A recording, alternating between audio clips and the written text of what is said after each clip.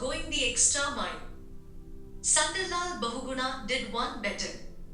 From 1981 to 1983, he marched 4,700 kilometers from Kashmir in North India to Kohima in the northeast to save his beloved Himalayan homeland. As he had hoped, his long march drew attention to the damage wrought by mega-developmental projects to the fragile Himalayan ecosystem and helped put in place legislation against the felling of trees in the region. Bahuguna was one of India's early environmentalists and a true Gandhian.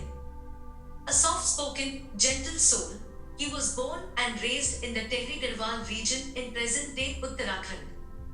He devoted his life to campaigning for the ecologically sensitive Himalayan region and for the rights of his people, whose lives and livelihoods had begun to suffer due to environmental damage.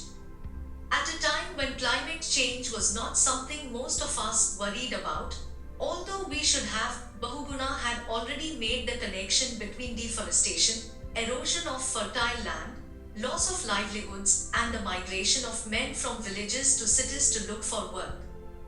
This mass migration invariably left women to tend to home and hunt.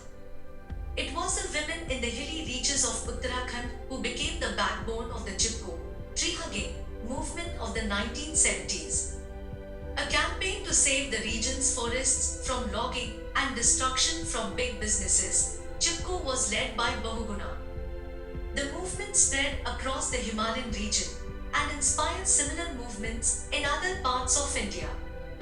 I do not eat rice as the crop of paddy consumes too much water, which is bad for the environment, Sunderlal Bahuguna had once said. Today, we call it carbon footprint, and we're seeing what Bahuguna had only warned of then. In the early 1990s, Bahuguna kickstarted his agitation against the Tehri Dam, India's tallest. The anti-Tehri movement is one of India's most prominent environmental campaigns to this day. Bahuguna was against large hydropower projects in the ecologically sensitive Himalayas as they cause large-scale destruction and displace people. But these were only Bahuguna's high-profile campaigns. For 25 years before he became headline news, Bahuguna worked hard for social justice.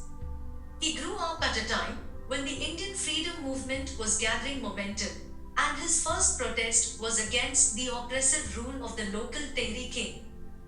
He also campaigned against untouchability, championed women's education, and rallied women to fight against liquor, which was ruining the lives of men in the region.